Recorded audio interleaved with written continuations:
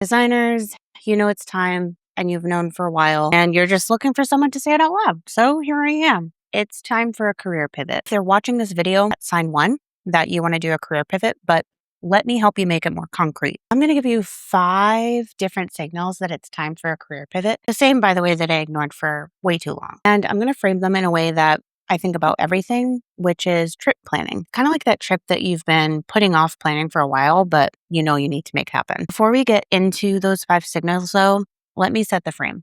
Career pivot is not quitting, by the way. It's also not failure. So get that out of your head. It's what happens when you outgrow the place that you're in. And it's kind of like the same thing when you outgrow a city, right? You move there for a reason. You love the different artwork around the city. You love the coffee shops. You love the restaurants, the food carts. All the cool things that made this city unique to you and exciting to you is just no longer exciting. You learn the streets. You found the spots. You built the routine. But at some point, that artwork, those food carts, all of those exciting things that you found really unique just started to wear off with that effect. They just stopped being as exciting. The coffee shop that you love closed. The food carts that you love shut down. The commute got worse. And one day you realized, I'm not exploring, I'm just here. That's what a career plateau feels like. And if you felt like this series is for you. So signal number 1, the Sunday dread, the Sunday scaries. If your Sunday scaries are lasting till Tuesday, 2 p.m., Thursday morning, those aren't Sunday scaries. That probably means it's no longer a joke about the Sunday scaries, and that kind of tight feeling in your chest is a sign that you really need to pay attention to, and it's probably time to move on. Because if it's consistently lasting through the week, that's a pattern, right? And in UX, we call that a pain point. So unfortunately, your pain points are lasting throughout the week. But that larger pain point is fatigue, time to move on, career plateau. And it's not a bug, right? It's not in the architecture. That's not how the position was designed, but it's a bug in your experience. Also, I would say when the dread isn't specific to a particular colleague, a particular manager, a particular project, in it's kind of the job itself, I would say that's like a telltale sign that it is time to move on. Signal number 2, stop learning. Learning is supposed to be fun. A job is, to some extent, supposed to be fun in that you're consistently learning, you're gaining new skills, or improving your thought processes. You're improving your design process. Think of it like the first time you visited a new city. You make kind of an internal bucket list of all these things that you want to accomplish because it's fun and exciting and you're learning about that city. Everything's interesting. Signs, the food, the way people commute, the way they interact with each other at art galleries, kind of in this like discovery mode, right? And that's kind of your first year, maybe your first 2 years, I would say. Let's be real. Now, that second phase is you start to become a local, right? And so you create a routine, you go visit certain people at certain shops or boutiques or coffee shops, and they get to know you, and that becomes part of your life. You could do it in your sleep. You know where everything is. You could walk to the coffee shop blindfolded. The comfort isn't mastery, it's stagnation. And so if you haven't learned something in a new city for 6 months, you get kind of bored, right? Same thing goes with your job. If it's been a few months and you're kind of just in the grind, but you're not really gaining anything from it, I would say that's a telltale sign that you're in a plateau. You know, walking by the beautiful artwork and you get to interact with the people, but if you're not because you don't enjoy that job anymore, signal number 3, you've just outgrown the role, and that's okay. And this one is sneaky, right? Because we feel like we should be grateful that we have a position and people rely on you and you work for a prestigious company and you have beautiful benefits if you're in the US. And that's a tough one, right? Because in this economy, we want to be grateful for the position that we have.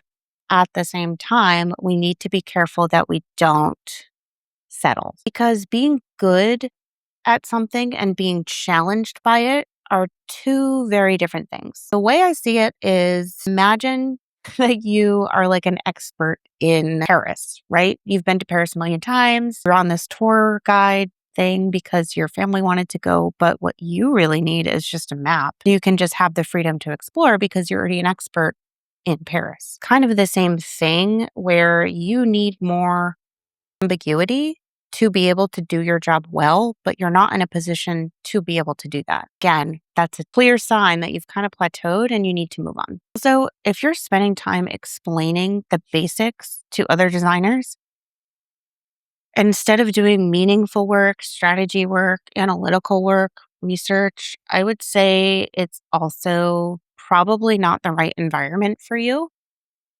You've probably outpaced that environment and that team. And that's okay. This one's a tough one, but signal number 4 is the money doesn't justify the misery. I said it. I'm not going to tell you that money doesn't matter because it absolutely does. And as someone who was just laid off, 100% it does. But if you are in a healthy position and your company is not in a bad position, and you're staying purely for the paycheck and you're not getting those learnings and that excitement of exploring and discovery, eventually that will catch up to you. And you kind of have to do the mental math of how long you'll be able to tolerate that until someone notices, because that's not financial planning. That is just planning out your future. And other people will realize that you've become comfortable. In travel terms, think about it as staying at like an overpriced hotel because you've already paid for it. It's a sunk cost. The room is terrible. The location sucks. It's noisy. The food is gross, but you prepaid. So you just kind of white knuckle it. Stop. You can find a new location. There's a million hotels. There's restaurants outside the hotel. Just rebook, right? Simple. Signal number 5. This one is so clear, but if you keep researching other careers, it's time to move on. If you're browsing LinkedIn, job boards, Google, and you're searching for product management and UX to project management and different roles that scale up, it is time for you to move on. You have officially plateaued. Congratulations. The other thing is, if you have a million open tabs and you don't really know what you want to do, this would be a good time to use Claude AI and help them create some type of small step plan to get you where you want to be. So talk to your manager about it. There's no reason you can't create a role for what you want to do at a company if they're in a healthy position. You've watched the videos, you've done the Google searches, you've been on LinkedIn, and you're trying to figure out what to do next, and you have a million tabs open. Again, this is another sign that you should be having conversations with your family and your manager about where you want to go next, because that is not idle curiosity. You are actively participating in figuring out where you want to go next. And that's your brain just running a search query. Your brain is trying to figure out how it can satisfy the intent. Best way to do that is action bias. So in UX, we'd call that your user needs are not being met, right? Because you are intentionally researching what to do next because you're dissatisfied with the experience. In this case, you are the user. Your user needs are just not being met. And that's okay.